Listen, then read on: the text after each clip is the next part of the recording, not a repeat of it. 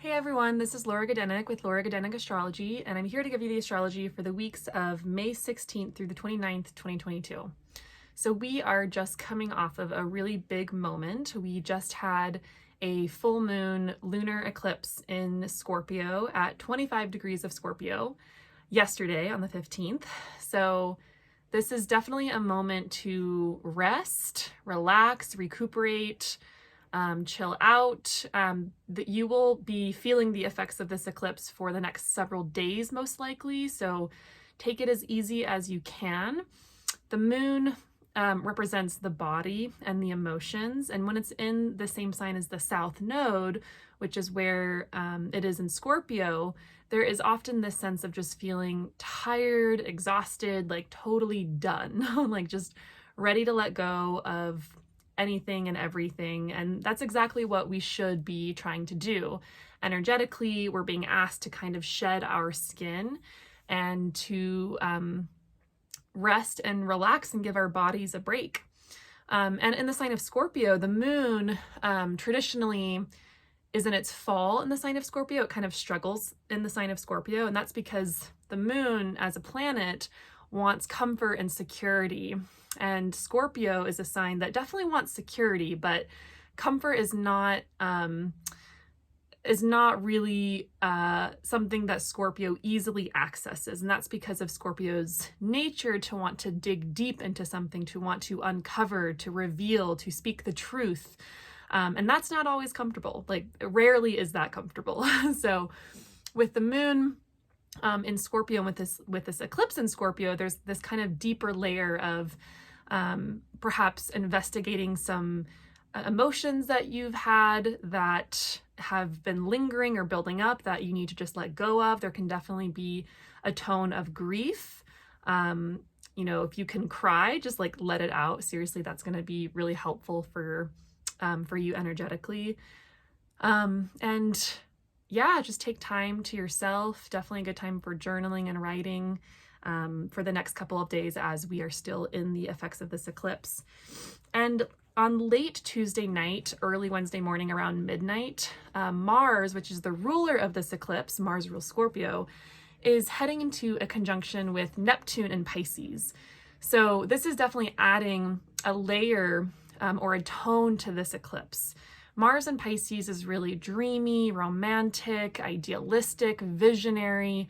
Mars is the way we take action, how we're motivated, how we go about doing things. And in Pisces, it's all about doing things that feel good, doing things that we are inspired to do, taking action based on what motivates us naturally, like what feels right and good and inspiring, and what, working towards a vision or a dream. So that might be also something that this eclipse has to do with is what are changes that you want to make in your life that are lending itself towards a dream that you have, or towards a vision, or towards something that might not be super rooted in reality, but is really visionary and would create a more beautiful world, if not for other people, then at least for yourself. So Mars heading into Pisces is definitely this kind of like dreamy feel. And if you're I have personally felt like I've been walking through a dream world the past couple of days. Like literally I'm like, things feel a little like very bright and a little hazy, and it's been kind of strange, to be honest. It can kind of manifest physically, but don't be surprised if you find yourself daydreaming a lot, or you just feel kind of unmotivated to do the daily grind or the weekly grind. Give yourself that space and time to do things in your own time. Give yourself more time in general. We are in a Mercury retrograde right now, so that in and of itself speaks to giving yourself more time to do things and to get places and to give people grace in your communications with them, because there are often miscommunications. But especially with this Mars-Neptune conjunction, this could also involve like starting to fight for a cause that you feel inspired for. Scorpio, where this eclipse just happened, is a sign about justice and fairness and, eye for an eye, tooth for a tooth. So there is this sense of like you know, fighting for something, fighting for a cause. Like, what do you care about? There could be a sense of feeling unclear where you're headed, that Neptune can for sure have this kind of hazy, like intoxicating feel. So there might be kind of the sense of being unmotivated or tired, and that's totally fine. This will only be for a couple of days. But get creative as well, and just once again, make sure you're resting. Okay, Thursday the 19th, we have the sun making a trine to Pluto. This is a moment, you know, the sun moves about 1 degree a day. So, you know, this is a kind of a brief moment where we'll feel powerful. Pluto is a planet about power, about diving beneath the surface, investigating something. So it's a day to take action on something, because there's kind of a powerful feel to the day, as well as to dive into something that you're interested in. Maybe do some research, get lost in a topic that you haven't had time to get lost in yet. Create the time. There's definitely like a strong will to this day, very different from the Mars-Neptune day. And on the same day, Mercury makes a sextile to Jupiter. Mercury's retrograde, but it sextiles Jupiter, and this feels like some good news coming through, or at least a really good conversation. Mercury and Jupiter together really like to philosophize, talk about the big picture, talk about the meaning of life, and the origins of the universe and the cosmos. So it's a good day to have that kind of conversation, or to receive a piece of good news, or to write, investigate your own mind. It's a really good week for that in general.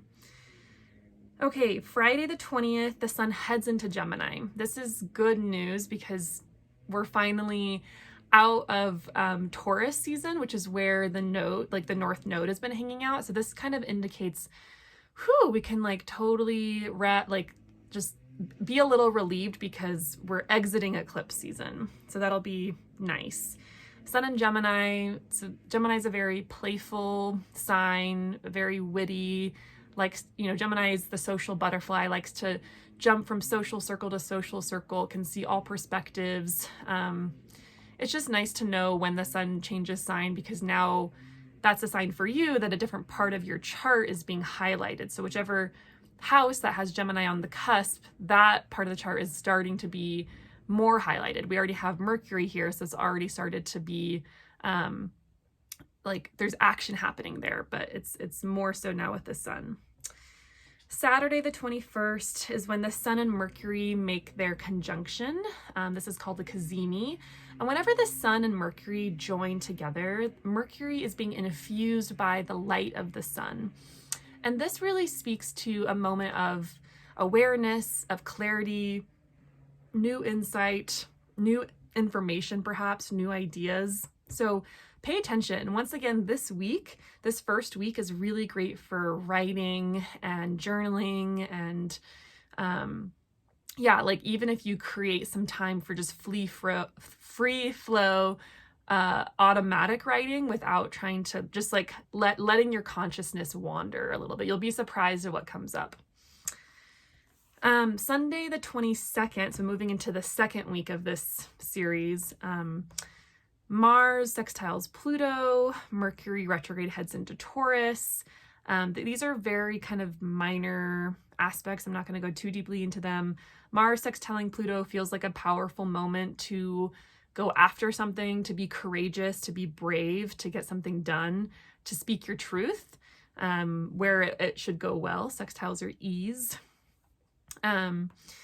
Monday the 23rd, Mars sextiles Mercury in Taurus. This is going to be a boost to conversations, a boost to the mind in general, maybe like quicker thinking. Mars is a really fast planet and fiery planet, and Mercury is the planet of the mind. So this feels kind of like new ideas coming quickly, quick conversations. Be mindful of saying something that you regret. That can be the case sometimes with Mars and Mercury. On the same day, the sun sextiles Jupiter, very minor aspects. Once again, you will probably hardly notice it, but this just gives like a positive boost, a positive vibe to the day, and a sense of optimism, confidence, and belief. Good day. I think it should just be a good day. Tuesday the 24th, Venus sextiles Saturn in Aquarius. Venus is a planet about relationships, love, beauty, pleasure. Saturn is stability, consistency, commitment, groundedness. So this feels like a moment of grounding and stability in relationships. Yeah, I think, and maybe even like practicing. Saturn is like practice and dedication and commitment, practicing an art, practicing something you want to get better at that creates more beauty and harmony in the world. On the same day, on the 24th, Mars heads into Aries in its own sign. This is really, really positive. Whenever we have planets in their own sign, that planet functions really well and is able to bring the most positive of its qualities to whatever area of the life that is for you. So wherever you have Aries on the cusp, it's getting inundated with Martian energy to its best. There's kind of, Mars and Pisces, where it's been with Neptune, has been kind of sleepy and dreamy and kind of foggy, and maybe motivation has been difficult, or you've been wanting to go at a slower pace. And on the 24th, this is like a moment of like, wake up, the sleepiness is gone. The Aries house is vamped up. There's more energy available. So Mars and Aries is always a great time. Like if you have been wanting to like get in shape, exercise more. Mars is the planet of exercise and movement. Taking action, just generally Mars and Aries is like, go, go, go, like right now. So it's very motivating and inspiring and optimistic.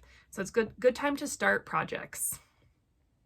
Wednesday the 25th, Mercury, which is still retrograde in Taurus, makes a trine to Pluto. The moon on the same day, it makes a conjunction to Chiron in Aries. This feels like a day of powerful conversations, of perhaps healing conversations, because Chiron is the wounded healer. And with the moon there, that kind of gives the tone of the day. Like, oh, there's like something like an ouchie or a wound or something painful that maybe you've recently experienced in the Aries part of your chart. The moon just kind of like highlights day-to-day stuff. And so with Mercury trining Pluto, it feels kind of like a powerful moment for a deep and honest conversation, and hopefully some healing that comes with that. Friday the 27th, Venus squares Pluto. Venus is, Venus is goddess of love, beauty, harmony, peace, everyone getting along. Squaring Pluto is tough. Pluto, once again, is a planet that wants to get beneath the surface, dive deep, uncover, have those hard conversations. And, I know I just said on Wednesday the 25th, there could be potential for healing conversations, and I hope that's the case with the Mercury trine Pluto. And it could be, right? It could be the case that there is something being healed. But then Friday the 27th feels like another tense moment in a relationship that you have with someone. A tense moment of needing to speak a truth, needing to have a hard conversation. It could be with the same person. It could be with a totally different person.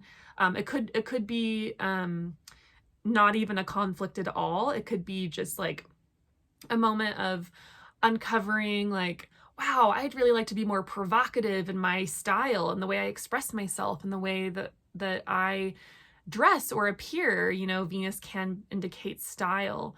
Wow, I really want to make some of those changes, right? Like I want to like reflect how I feel in my on my body, like on how I appear and dress.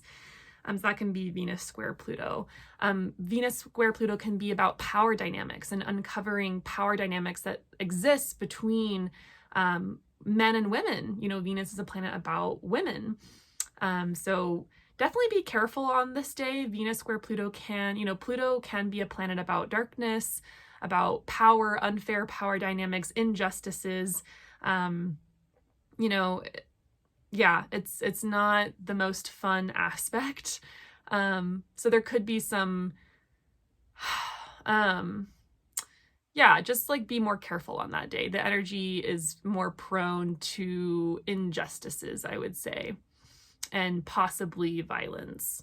But also it could just be like a fight you have with your best friend or your lover or the person you're in a relationship with, and you get to the bottom of something, which overall is hopefully good. Okay, then on the 28th, which is Saturday, Venus heads into Taurus, which is really great and lovely and such a relief from this Venus square Pluto energy, especially since Venus has been in Aries, the sign of her detriment for the past several weeks. And Venus in Aries, it's a struggle bus with Venus here, because Venus wants harmony and cooperation and unity and wants to collaborate. And Aries is a sign that wants to go off on its own and do its own thing and be the leader and not necessarily collaborate, you know? And so there's kind of a struggle there. And you know, with Venus and Aries, there might have been tensions or conflicts in general that have come up with in relationships, particularly relationships with women and between women. So Venus going into Taurus feels like, oh, like a sigh of relief, because Venus is home in her own home sign of Taurus, where peace can be restored, stability in relationships is restored. Hopefully there's a sense of groundedness, and you know, Venus and Taurus is really about emphasizing beauty and pleasure and quality over quantity, and just like enjoying the body, enjoying the senses that we have through our bodies. So Venus will be in Taurus for a couple weeks. I'm not exactly sure, but it'll be a nice time. And then on Sunday the 29th, we have Mars making a conjunction with Jupiter in Aries. This is a big moment. Mars is at home in Aries. Jupiter just recently moved into Aries and is, you know, making big a lot of things in your Aries house. Jupiter in Aries is like big ideas, big confidence, optimism, like let's go, let's get started on something right now. We've got this. It's very enthusiastic and optimistic and believes in itself. And with Mars here, this feels like a really big celebration of sorts. Lots of energy, lots of confidence and enthusiasm, and a sense of adventure. My only piece of advice is to you know, like take care of yourself. Like Jupiter Mars together can be overdoing it, overcommitting, over assessing, or like not assessing like precautions enough, not planning enough, not being prepared, because it's so enthusiastic, it's so ready to go that it doesn't even care to think about the details of like planning or prevention or what could happen. So just be careful about that. There could be potential for like injury, right? But also like it's a really celebratory day and there's a lot of enthusiasm. So it should also be really fun. And that'll be at 3 degrees of Aries. So if you have personal planets at 3 degrees of Aries, or the other cardinal signs, which is Libra, Cancer, and Capricorn, this will be more strongly felt for you in your life. So that's the astrology of the next couple of weeks. Please reach out if you're interested in a reading to see where these transits are lying or how they're impacting you. Otherwise, I will be back in a couple of weeks for another astrological update, and I hope you have a wonderful couple of weeks. Take care.